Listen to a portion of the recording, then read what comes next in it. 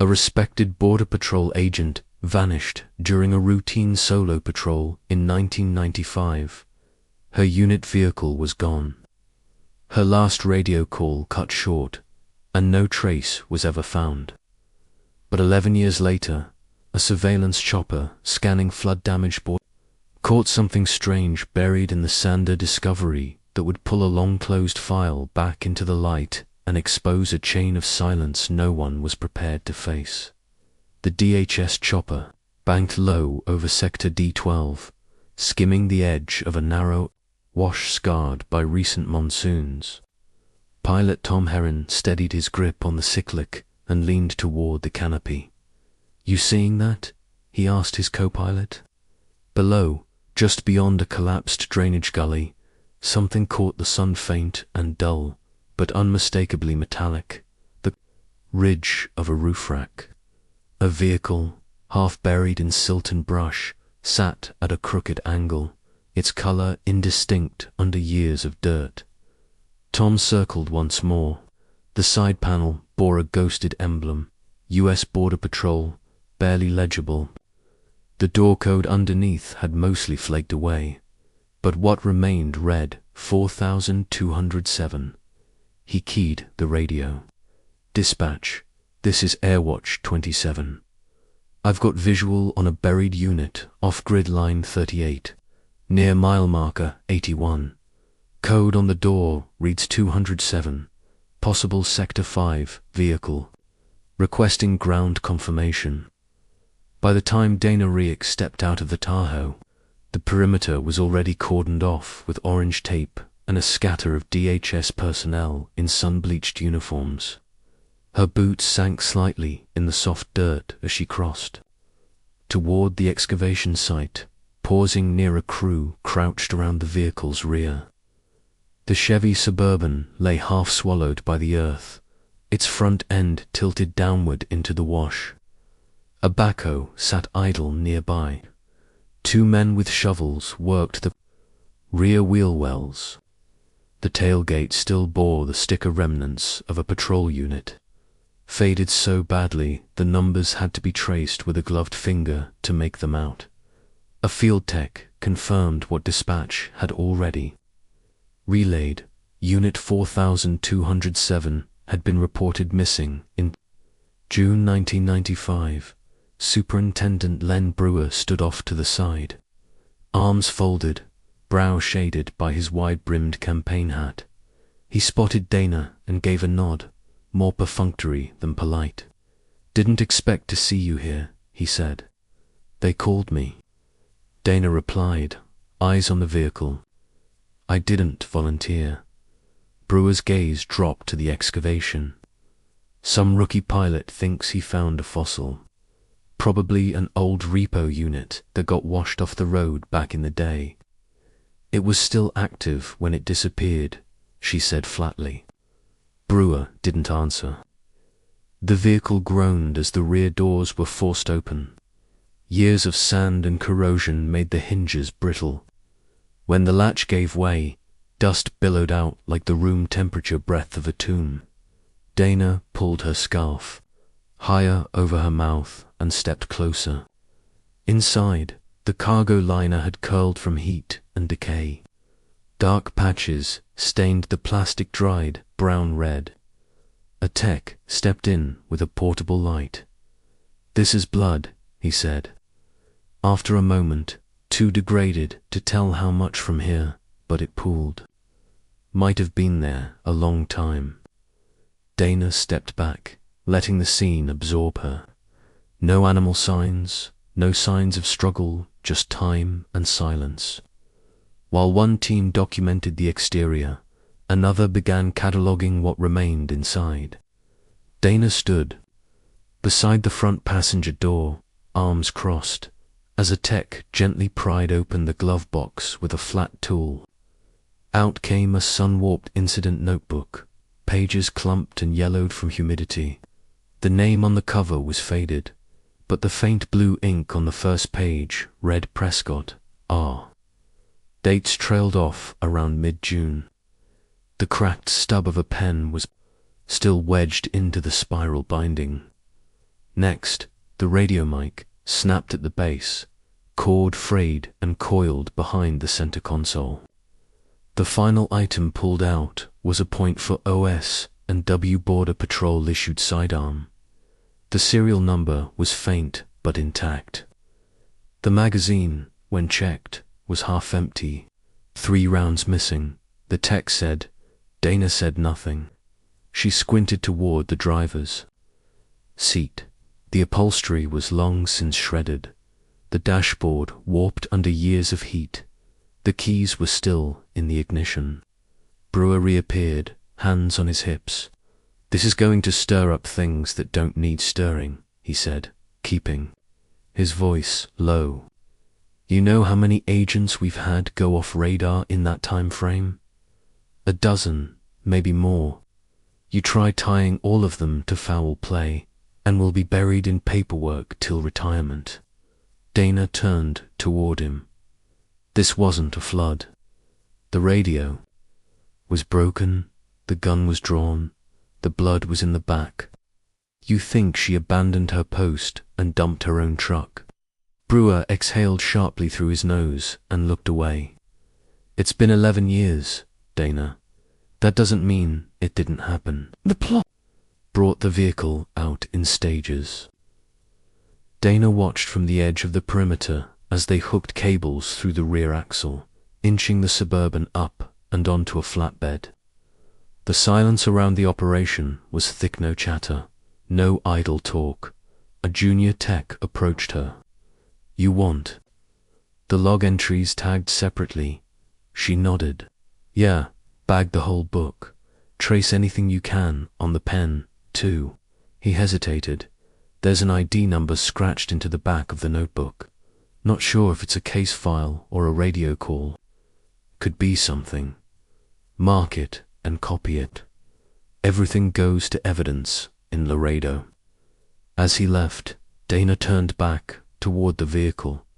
One of the rear doors hung slightly ajar. She walked to it, braced a hand on the frame, and looked inside again. The air was dry, but held a staleness she couldn't name. "Let's get it bagged," she said finally. Dana stood at the counter, waiting as the clerk behind the glass flipped through a set of manila folders, clearly unimpressed with the urgency. On her request form, he looked to be in his late 20s, haircut fresh, badge clipped too high on his chest. The nameplate read, "M. Sweeney."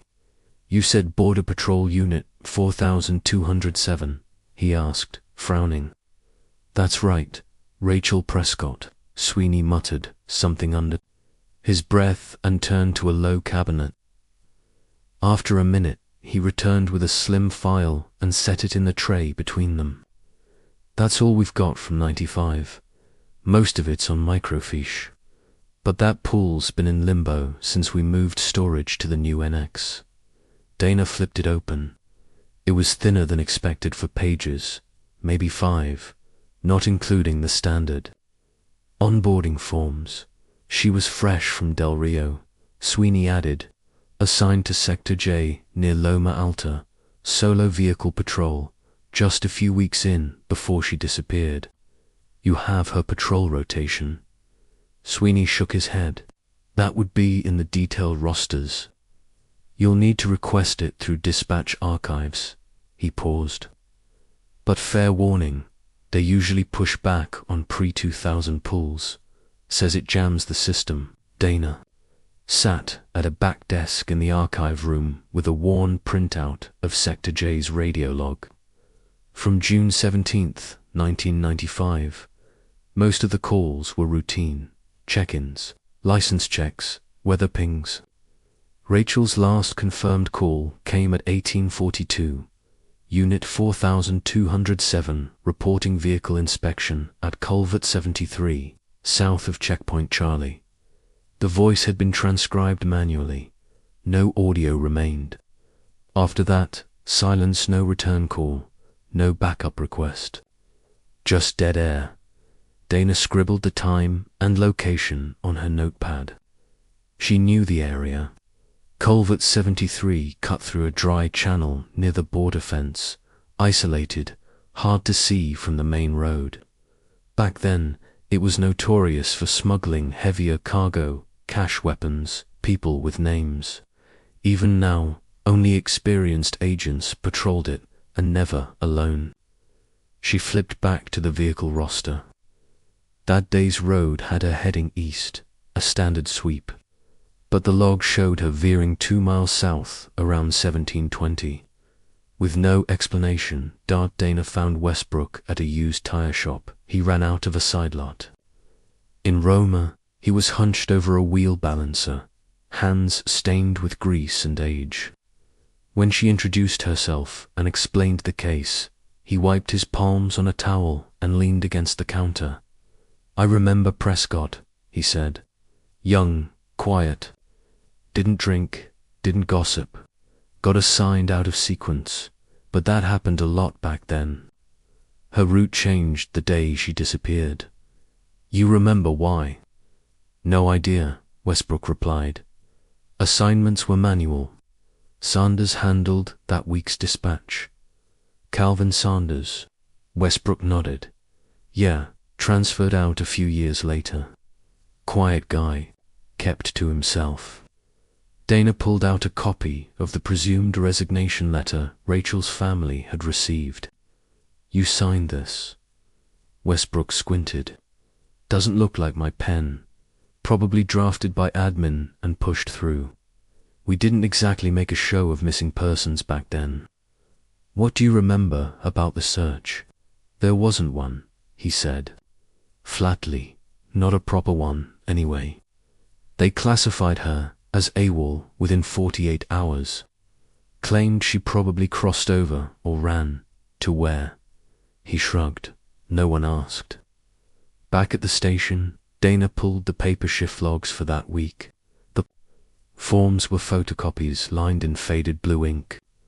The one from June 17th showed Rachel clocked in at 14 o'clock hours.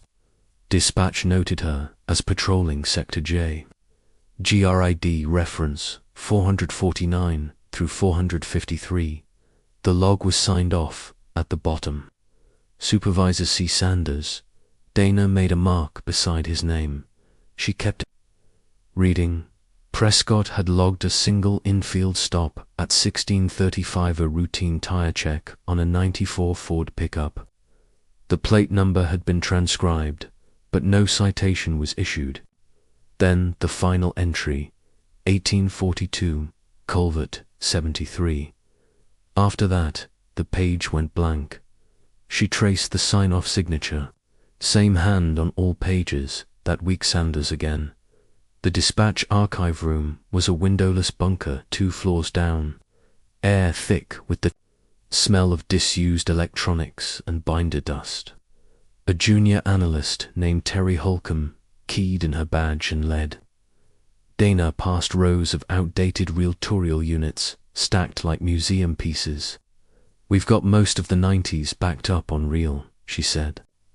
But the summer of 95 had issues. Equipment failure. What kind of failure?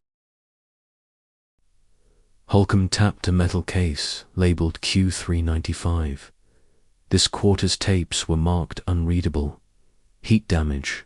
Compressor went out, and no one caught it until it fried a shelf of recordings. All of them, mostly Sector J and K. The rest were salvageable. Rachel. Prescott was in. J. Holcomb gave a sympathetic look. "Yeah, I saw that on the pull request. Nothing came up." Dana stared at the cabinet for a long moment, then nodded. "Can I get the serial numbers of the compromised reels?" Holcomb opened a logbook and jotted down a sequence of alphanumeric tags. "Here you go." Back outside, Dana sat in her rental, window cracked just enough to let the heat bleed out. She laid the papers across the passenger seat. Rachel's file, the log sheets, her final radio call, a missing tape, a rerouted patrol, a solo assignment.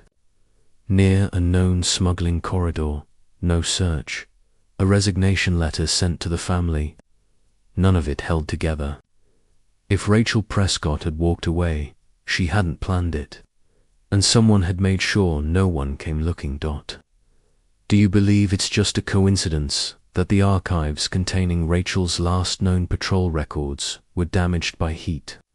Or is someone going to great lengths to bury the truth? Comment below. Can Dana uncover the full truth and bring justice to a fellow agent lost in the line of duty? Or will the evil win again? Tap that like button and stay with us, because what happens next changes everything. Also, let us know where you're tuning in from today. Dana stood at the administrative desk in the Laredo field office, signing the authorization form with a controlled hand. The case number had been dormant since 1995. She marked the final checkbox. Reclassified, suspicious circumstances. Once filed, it would trigger notifications to internal records, oversight, and chain of command, whether they wanted them or not. She dropped the form in the tray and stepped into Brewer's office without knocking. He was on the phone, mid-sentence, but paused when he saw her. "I'll call you back," he muttered and hung up. "It's reopened," she said. Brewer leaned back in his chair, meaning what? Rachel Prescott's disappearance is now classified under suspicious circumstances. The report goes up tonight. Brewer tapped a capped pen on the desk, eyes fixed on hers. "You better know what you're kicking up." "I do," she said. "That's why I'm doing it." He didn't respond. The silence hung too long to be neutral. Dana was combing through the secondary witness folder when she spotted it. A single handwritten statement, misfiled behind a report on tire thefts from '96. The page was curled at the edges, written in tight block letters. "Saw Border Patrol, SUV, slow roll, west fence. 8:30, maybe. Looked like Prescott's rig. Another SUV behind it. Black, no plate. Sat there a while. Not BP. Waited for the first one to pass, then followed. Signed, H. Galvin, Ranch, 43. She checked the official interview log. The public report listed 0 credible civilian sightings. No mention of Hector Galvin at all. Hector Galvin lived alone now, out past the old Santa Vega line. His ranch house sat back from the road, weathered but orderly. He answered the door, wearing a sweat-darkened hat and a flannel shirt buttoned to the top. "You're the first law to come out here about that in what, a decade?" he said once she introduced herself. "I'm not here for the ranch. I'm here for what you saw." He invited her onto the porch, poured lukewarm water from a jug. They sat without ceremony. "I said what I saw back then. They told me it didn't fit." He wiped his mouth with a handkerchief. "But I remember. Tell me again." "I was checking. Fence line, west of mile marker 41. It was just turning dark. Saw one of your truck screen Suburban, like they all were back then, rolled by slow. I recognized the light bar. Border Patrol don't drive slow for nothing out here. And the other vehicle, blacked out Tahoe or Suburban, no plate. Tinted windows, parked behind my irrigation trailer for 20 minutes at least. Didn't move until the BP rig passed by, headed south. Then it pulled out and followed." He looked at her. "Didn't feel right." "Did you report it?" "To the field office," told a supervisor. "I forget his name. Never heard back." "Was it Calvin Sanders?" "That's it, quiet guy." Dana closed her notebook. "Thank you, Mr. Galvin." She returned to the evidence catalog later that evening, requesting access to Rachel's weapon file. The chain of custody ledger listed it as logged June 20th, 1995, under temporary retention. It was marked with a basic inventory tag and a placeholder serial field, pending. No follow-up, No confirmation of match, no notation that the weapon had ever been test-fired or catalogued for ballistics. Just a final line in red ink. Destroyed. Standard clearance. 1999. Dana checked the destruction log. The box number listed was missing from the archive manifest. In a basement storage drawer, sandwiched between backlog travel reimbursements and weather dispatch forms from 1996, Dana found it, an unsigned internal complaint sheet, faded and misaligned in a copier. Dated June 4th, 1995, 2 weeks before Rachel vanished. The complaint described a suspected unlawful detainment en route near a defunct water tower, 3 miles east of the assigned patrol zone. The writer stated they'd witnessed a group of individuals being held without formal processing. Record, no transport call, no backup logged. The details were sparse but specific. Time of day, approximate number of detainees, a physical description of one of the unmarked vehicles on scene. It ended with a single sentence. We'll follow up in person if not addressed.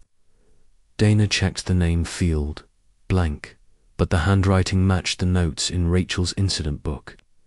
Now drying in a field lab across town, the DHS operations wing was mostly empty by the time she made it up there. Dana flagged down a technician she'd worked with before, Leo Carnes, a forensic analyst who did quiet work fast. You pulled the log tapes for me last week, she said. Carnes nodded. Yeah, didn't find much.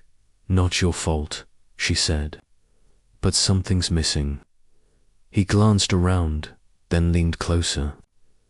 When she disappeared, things shifted. Not just the logs. Her shift data got reassigned, archived differently. 2 vehicles that week had their maintenance history scrubbed. I was an intern then. Still remember it. It was quiet, but intentional. You ever say anything? I did once. Got reassigned to inventory tracking for 3 years. Dana stepped back, nodded. Thanks. Be careful, he added. This wasn't some botched report. It was cleaned on purpose.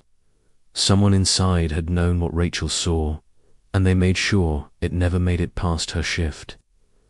Dana's next target was Sanders. She didn't approach Calvin. Sanders directly. She waited. After confirming his transfer to the ISA field office in Yuma, she watched his routine unfold across 3 days. He left work precisely at 6:10 p.m., never glanced over his shoulder, kept to the center lane, took the same exit toward a strip of older warehouses, now used mostly for storage. On the 4th night, he deviated. She followed 2 car lengths. Behind, into the east end of a commercial park where a tan sedan idled at the corner of a tire shop. Sanders didn't park close. He circled, checked his mirrors, then pulled in 2 spaces down. Dana pulled round to the opposite lot behind a row of faded vending machines, out of sight. Through her windshield, she watched Sanders climb into the passenger seat. The driver was familiar, wide-shouldered, posture sharp, even-seated. Brewer she angled the parabolic mic through the crack in her passenger window. The pickup range was short, but the lot was quiet. At first, only ambient fuzz, then fragments. You told me that sector was clear. Not supposed to surface, not after Loma. Brewer's voice was flat, almost rehearsed. Sanders' voice was tight, defensive, pulling. The thread now? Don't know. I didn't log it. Dana adjusted the dial. Brewer, again. If they push this, it's all going to unravel. We clean it up, just like before. She clicked off the mic, backed out, and disappeared down a side road. Just past midnight, Sanders' SUV turned off onto a private road leading to what had once been a pumping station. Dana followed at a distance. No lights, parking a quarter-mile out and walking the rest by moonlight. From a nearby ridge, she watched as Sanders stepped out with a plastic bin clutched tightly in both hands. He didn't hesitate. He walked straight to the old well casing, capped in concrete, but a narrow runoff pipe remained open. He slid the bin into the shaft. It caught for a moment, then dropped. He left without looking back by 8 a.m. She was at the Yuma County Sheriff's Office, requesting assistance under a DOJ request for a cooperation clause. The deputies who accompanied her were discreet and efficient. By noon, the box was pulled. From the well, the edges were scorched. Inside, charred remnants of personnel logs, a laminated BP shift sheet, and fragments of a patrol route hand map. The ink bled through in places, but one name stood out: Prescott, R., circled twice in red. Dana didn't speak. She just took the sheet and sealed it in a fresh evidence bag herself. Later that day, Dana stopped by a regional substation looking for processing records from 1995. She was browsing the room's intake binders when a young agent knocked lightly on the doorframe. "Ma'am," he said. She turned. He stepped inside, checking over his shoulder first. "You're the one working the Prescott file." "That's right." He pulled something from his jacket, a compact black cassette tape, the kind used in old field recorders. "This was in my locker this morning. I don't know how it got there, but I think someone wants it heard." She took it. "What's your name?" "Eli Vargas," he said. "And you didn't get that from me." She borrowed a tape deck from the station's archive room. It took 2 tries to find one that still worked. The tape clicked into place with a rattle. The audio was degraded, fluttering, and uneven, but the voices came through in short bursts. Rachel's voice was unmistakable. "I'm not covering this." Pause. Static. "You're not hearing me. I'll file it myself if you won't." Another voice, low and male. "You need to think about what you're doing." Rachel again, clearer this time. "I already have." The tape cut out. Dana ejected it slowly, slid it into a padded evidence sleeve, and wrote Rachel's name on the label. Eli Vargas didn't ask questions when Dana handed him a map and a pair of long-range binoculars. He just checked his watch and nodded. "You want eyes on it or movement log?" "Both," Dana said. "Watch for any unmarked vehicles. No photos, no texts. Just time stamps and plates." The target was a comms relay tower, decommissioned in 1997, sitting outside a scrub patch north of Key. Officially, the tower had been phased out with the system overhaul, but locals still called it Relay 9. The base of the structure had been reinforced with cinder blocks in the late 80s, likely to support transmission gear. Eli knew what that meant. "People say it was used for off-grid processing," he asked. Dana nodded, and worse. He looked over the map again. "Give me a few hours." Dana met him just before dusk, keeping her Tahoe parked behind a line of mesquites. The tower's frame creaked faintly in the wind, metal rusted through the lattice joints. No power lines fed it now. No guards, no visible surveillance. "The place has been cold for years," Eli said, "but the door has been open recently. Sand. Shift at the threshold. Someone comes through. Not regular. They entered without flashlights. The base chamber was empty except for some leftover cabling and a cracked folding table. Dust settled heavily on everything except the far corner, where an electrical panel sat loose in its hinges." Dana popped the panel open with a penlight between her teeth. Inside, tucked behind a conduit pipe, was a sealed DHS evidence pouch. heat-sealed and marked with a faded internal barcode. She slid it out carefully. Inside, a tarnished Border Patrol badge, ID tag, cracked but legible. The number read 7391, Jonah Avery. The name hit hard. Dana didn't know Avery, but she knew. The case. He was reported drowned near Falcon Lake in 1994. His truck had been found stuck in the mud.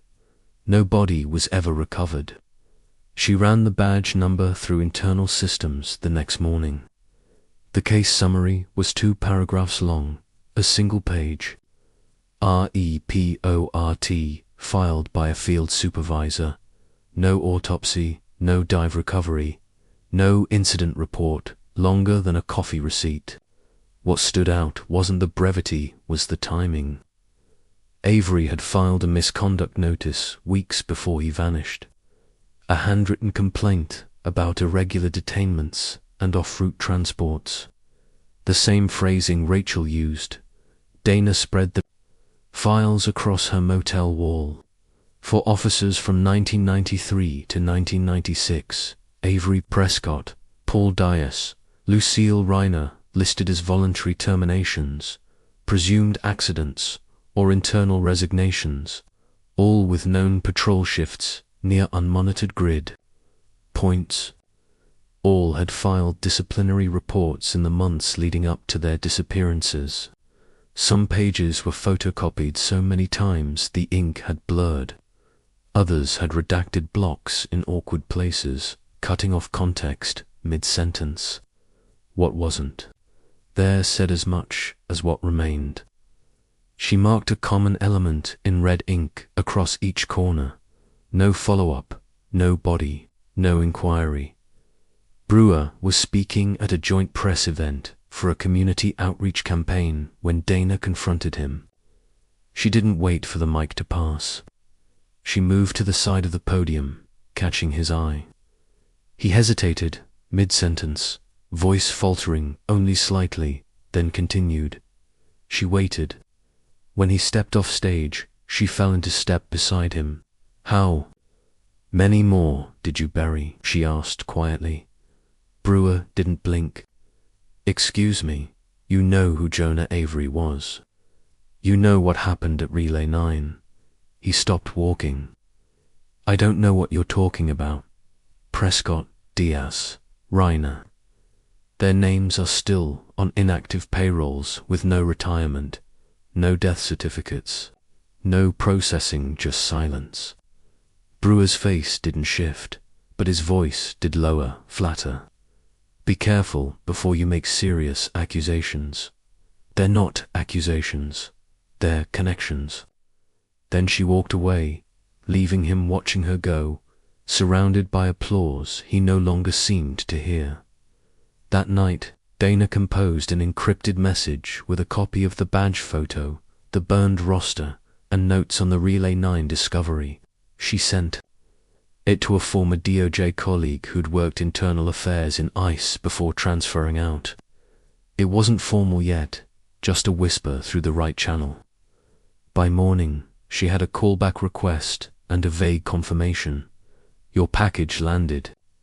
With interest, quiet interest. Don't lose that badge. That was enough to keep moving. The message came through her burner at 3:17 p.m.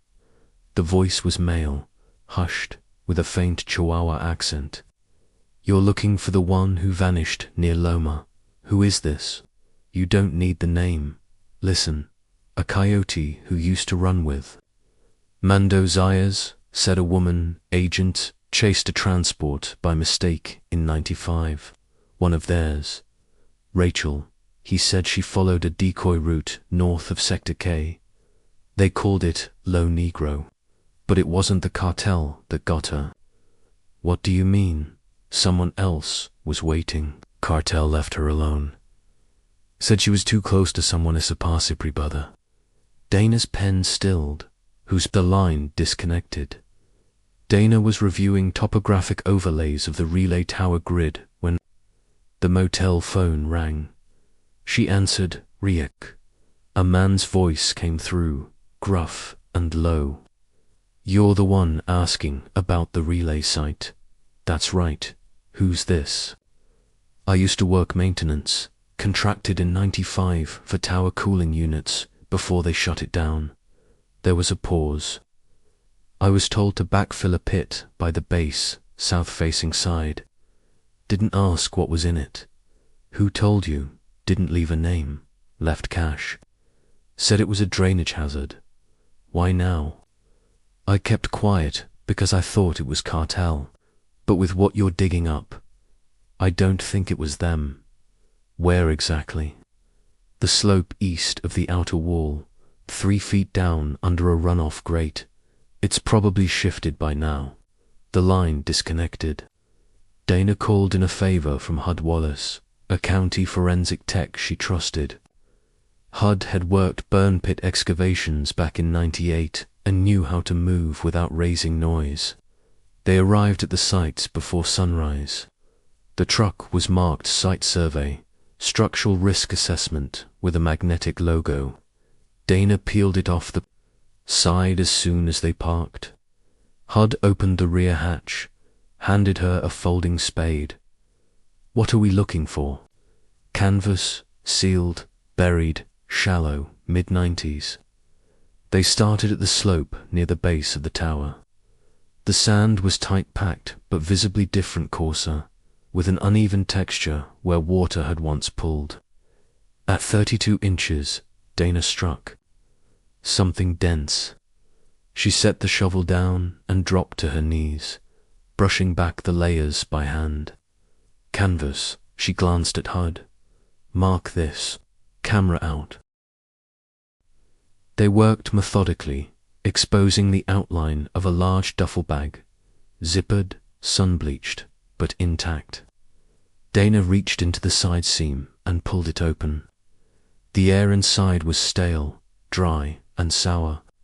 Inside, wrapped in a deteriorated military poncho, were human remains, partially mummified, limbs folded awkwardly to fit the space. Duct tape bindings still clung to the wrist bones. Dana stepped back, steadying her breath. Hud, now gloved, peeled back a layer near the torso. Nestled in the rib cage was a shattered badge, partially fused from heat. Dana didn't need to read it. She already knew who it belonged to, Rachel. They bagged the remains carefully, layer by layer, preserving anything not yet eroded by time. When Hud rolled back the poncho collar, something small tumbled out, a silver wristwatch, cracked. Hands stopped at 1916. The county lab was cold and sterile. Coroner Alicia Frey reviewed the scan results as she spoke, voice matter-of-fact, but not indifferent. Female, height and dental consistent with Prescott. Taphonomic decay lines up with a mid-June exposure window. Dana stood behind the glass, arms crossed, unmoving. Cause of death. Frey clicked to a cross-section of the thoracic vertebrae. Gunshot wound to the spine. Entry from upper back, downward trajectory. No exit, execution style. Close range, less than 3 feet. No stippling, but consistent angle and residue pattern. Dana nodded once. Frey added, "We found a partial round lodged in L2. It's degraded, but the alloy and groove spacing match point for OS and W Border Patrol issue from the period. Anything to ID the weapon. No serials, too damaged, but I can tell you what it's not. Not cartel. Their ammo from that era was 9mm surplus. No plating. This is internal." "Internal issue weapon," Dana said aloud, not to Frey, but to the silence between them. She held the watch again in her hand back at the motel. The band was worn leather, the casing cracked from impact, but the second hand still hovered over 1916. Dana opened Rachel's old radio log again. The last confirmed radio ping, 1842, No further contact after that. Dispatch timestamp ended at 18:59. 17 minutes, that's all she had between her last location and her death at midnight. Dana composed the memo in a secured session. She attached autopsy findings, ballistic comparisons, time-stamped excavation photos, and the recovered badge. She encrypted it with DOJ-grade compression and addressed it to the same contact who had greenlit her last drop. 5 days later, a response came through a private call channel. "This is R.J. Manning. You sent the Prescott file. That's right. Task force approved. Quiet scope, oversight only." How quiet? No press. No local cooperation yet. First stage is intel sweep, and Brewer. A pause. His name just landed on the red list. Dana stared at the ceiling of the motel room. Her voice didn't shift. "Then I'll keep digging." It wasn't hard to find him now. Dana waited until just after sundown, parked along the back lot of the Nogales field office where Sanders had recently been transferred. No longer cleared for field work, no badge on his chest, just a weather-faded polo and DHS ID clipped to a belt loop. When he stepped out, a carry-out bag hanging from one hand, Dana moved fast. She met him at the bumper of his car. "We need to talk," he blinked. "I'm not supposed to." She pulled a clear pouch from her coat pocket, Rachel's cracked wristwatch, the hands frozen at 1916, then a sealed evidence container with a warped bullet fragment, then a copy of a logbook page bearing his initials. "You were the last to sign her in," Dana said, "and you're going to be the first to help me pull this thing wide open." His lips parted, but no sound came out. She saw the panic spark behind his eyes. He didn't run. That was enough. They used a side office in the Santa Cruz County Sheriff's Station. No mirrors, no cameras, just a recorder, a man unraveling, and a woman who knew how to listen. Sanders sat across from Dana, sweat bleeding through his collar. "I'm not wired," she said. "You speak freely. You help me get the truth in writing, and maybe you walk out of this with your life intact." He nodded faintly. "Tell me about the tower." His first words barely came out. She wasn't scheduled for that patrol. Who rerouted her?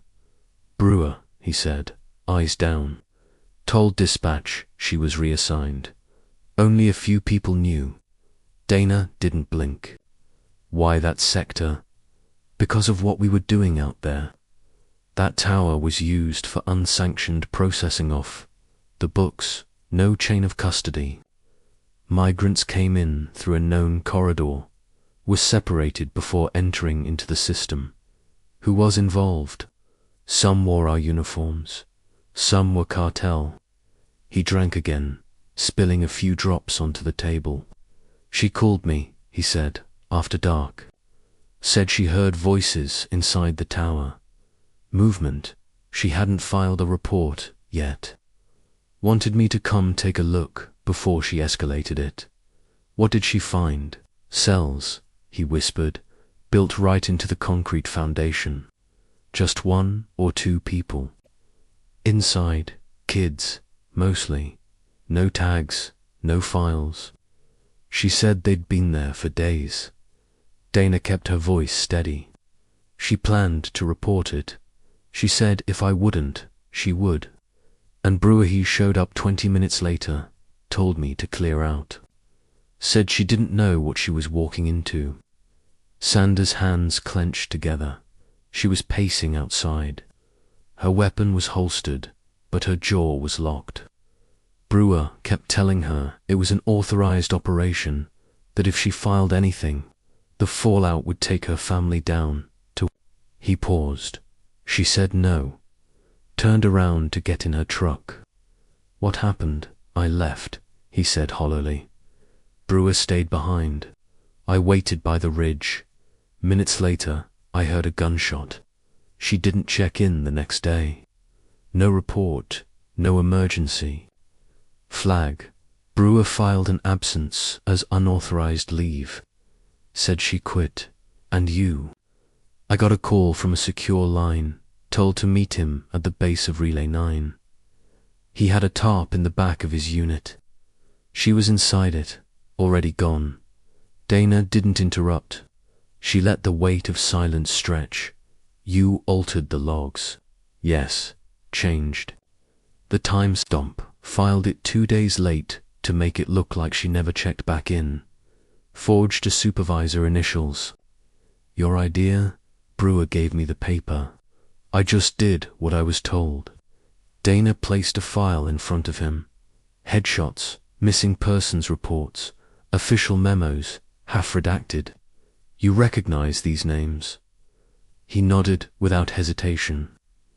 Avery flagged discrepancies in intake manifests. Reiner filed a misconduct notice after being ordered to delay transport to central processing. Paul Deers started asking about fuel receipts tied to ghost vehicles. None of them lasted the year. Dana flipped a page. What about support roles? Sanders. Exhaled. Nathan Caudry. DHS Logistics. He moved supplies no one ever saw. Jacob Hanley, sheriff's deputy from Val Verde. He handled highway escorts for unmarked vans. Federer, not officially, but you'd never know from the credentials. They were planted. She circled 2 names on her list. And the cartel. He nodded. They paid us not to interfere, not to dig, not to ask questions. An hour later, she walked. Him to the side exit. A black SUV waited with a federal marshal behind the wheel, no lights, no insignia. Sanders didn't ask where they were going. He climbed into the back seat, head bowed, and never looked back. Dana stood on the curb, arms crossed. The confession was real, but the machine it described was larger than any one man. This was just a crack in the dam. Something or someone darker was still behind it. Dana knew exactly who. The drive to Amarillo took 6 hours, with Dana making only one stop to refill her tank and check in with her DOJ contact. She didn't rehearse what she'd say. There was no script for this. Eric Prescott answered the door with a quiet weariness. He looked like a man who'd lived the last 11 years between hope and resignation, early 50s, weather-beat. Facey recognized the badge clipped to Dana's hip before he even said hello. You with Border Patrol? He asked, voice flat. No, Dana said. Used to be. Now I'm with Doge, Task Force Rotation. His eyes dropped to the manila folder in her hand. You're here about Rachel. She didn't answer. She just opened the folder and took out the evidence pouch. Inside, the silver wristwatch, cracked face stopped at 1916. Eric looked at it for a long time, then gave a single nod. You found her, didn't you? Dana sat with him in the small kitchen while he stared at the table. He exhaled through his nose. They said she ran, that she abandoned her post. My father believed it. Didn't even go to the memorial the station held. Said she'd embarrassed us. Dana waited. But she didn't run, did she? His voice cracked. She tried to do right. She did. He nodded again, this time slower. The tears came in silence, not from rage, but release. Dana stayed seated across from him, saying nothing, watching a weight years in the making finally slide off someone else's shoulders. I knew it, he said quietly. Even back then, she would have said goodbye. Back in El Paso, Dana received a padded envelope with no return address, the postmark traced back to Laredo. Inside, 5 grainy, time-stamped photographs from 1995. No. Note, she recognized Rachel in one of them, wearing her duty uniform, standing near the base of the old Combs Tower. Her expression was unreadable. Beside her stood 3 men, faces angled away from the camera. 2 wore tactical pants, no patches. 1 had a Border Patrol windbreaker, but the insignia was off. Dana noticed it immediately. Wrong font, wrong positioning. Like it was made for appearances, not legitimacy. She ran facial recognition through internal archives. Nothing, no names, no hits. But it told her all she needed. Rachel wasn't alone. She was being watched long before she vanished. It started with a smell, acrid and creeping. Dana had just slid into her cruiser after a late call with her DOJ liaison when smoke started rising through the vents. She threw open the door, dropped to the asphalt, and watched the front end burst into flame. The fire crew arrived 7 minutes later. They didn't need long to figure out it wasn't electrical. An accelerant had been poured beneath the steering column, likely through the air intake, grill ignition, timed or remote triggered.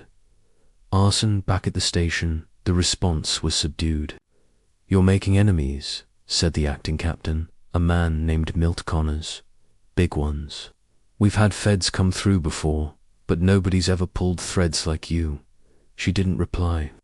She just signed the incident report and requested a replacement vehicle. Dana drove to the outskirts of Sierra Blanca and parked near the truckway station. Cell reception was patchy, but her DOJ contact picked up on the second ring. She didn't ease into it. "They burned my unit. I'm compromised." "Understood." The voice on the other end said, "We've been expecting pushback. I need authorization for tactical support. Brewers, people aren't covering their tracks anymore." A pause. "You'll get 1 team, 4 agents, 2 vehicles, no press, no paper trail. You get 1 chance to make this stick. That's all I need." The call ended without pleasantries. She stared out at the desert for a long time, then picked up the motel landline and dialed another number. Sanders. "Yeah." His voice was groggy, like he hadn't slept in days. "You told me they met off-grid sometimes. You remember where?" There was a pause on the other end. Not hesitation, calculation. "Staging shack, old border, utility outpost, mile marker 218, just past Red Cut Wash. It's been abandoned since '96, but Brewer always liked using places with dirt floors, easier to clean." "You sure?" "I'm sure." Dana jotted the coordinates and stared at them for a long beat. There was no walking this back. The old staging shack at mile marker 218 hadn't seen traffic in years. Once used to stock bottled water and first aid kits for patrol units. Now it was a rusting shell surrounded by sand, mesquite, and memory. No cell reception, no cameras, no lights for miles, perfect for people who didn't want to be seen. Dana arrived first with Deputy U.S Marshal Rob Tirenleen, mid-40s, minimal words, but solid. They were joined by 2 tactical agents from the DOJ team, Agent Wolf and Agent Monroe. They kept the perimeter wide, running silent comms through analog earpieces, not trusting digital lines. Everyone had studied the approach routes. There'd be no second chances. Inside her SUV, Dana clutched the burner phone Sanders had used to bait Brewer into the meet. The message was simple. Old papers need moving before the audit. Usual place, no delays. Brewer confirmed within 20 minutes. 1 hour later, his reply pinged the relay. 218, it is 1 extra joining. Keep it clean. She looked at the time, 21:44. ETA 10 minutes. Tehran muttered beside her. He checked his sidearm, then nodded toward the field scope mounted on a tripod. Lights, West End. They all went quiet. At 21:54, a dust-covered SUV pulled up just shy of the shack's shadow line. A late-model Chevy Tahoe. Out stepped Superintendent Len Brewitt in slacks, black windbreaker, bowl cap pulled low. He walked slowly, scanning the perimeter before heading toward the shack. 2 minutes later, a second vehicle rolled up, this one older, unmarked, desert-worn, tags covered in dust. A man stepped out, wearing jeans and a lightweight jacket, carrying a military-style duffel over one shoulder. Dana zoomed the scope. The man was mid-50s, stocky, with close-cut hair.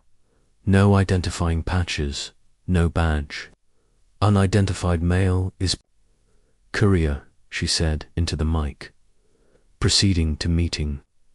The two met near the shack's edge, voices low. Monroe, posted behind a ridge with a directional mic, whispered, getting fragments. Audit's not clean. Move what's left. Shred list before rotation.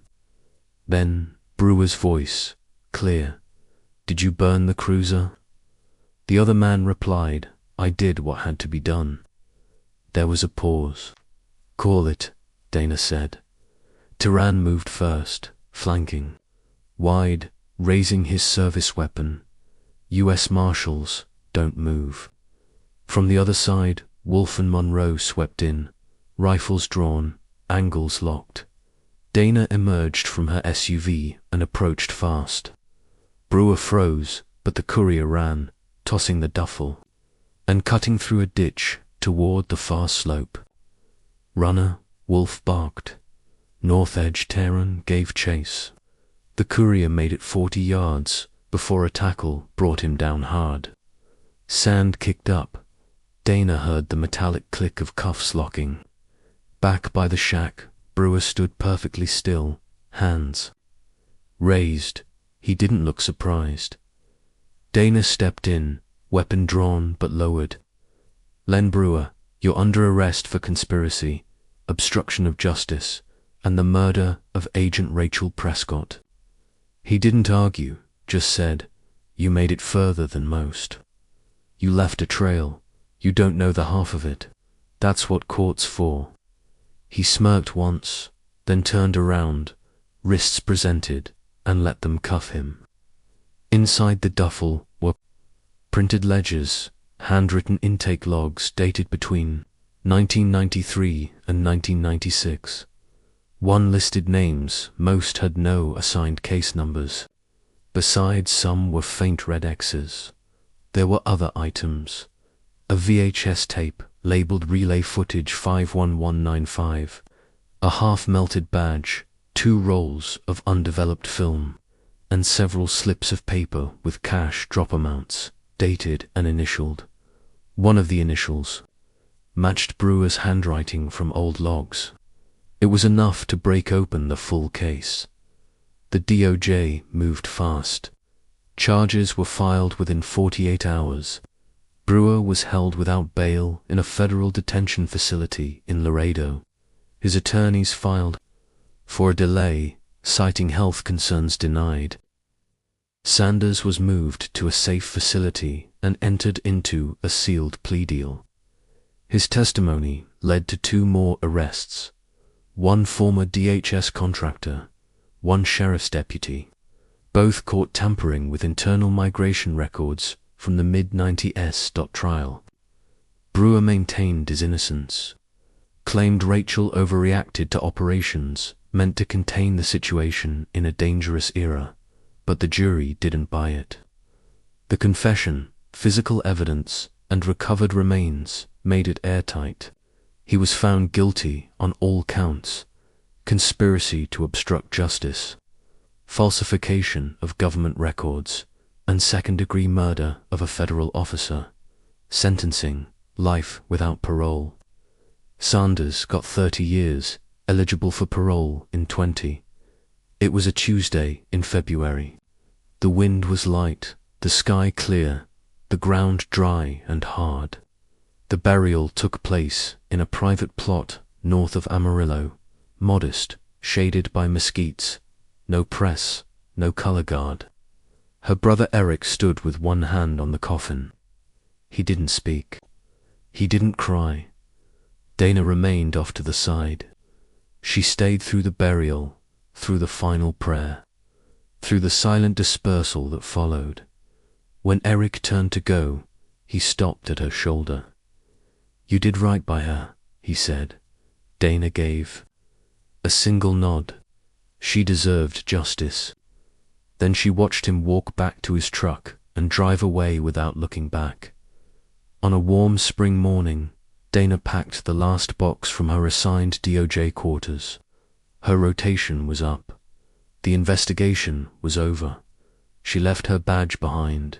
She drove out of El Paso in silence, windows half down, wind threading through the cabin. The desert rolled beside her like an old scar. Somewhere past mile marker 224, a fresh green and white Border Patrol unit crested the opposite hill. Dana caught it in her periphery. A young woman behind the wheel, 22 maybe, straight-backed, alert. The radio buzzed softly at her shoulder. As they passed each other, the agent nodded.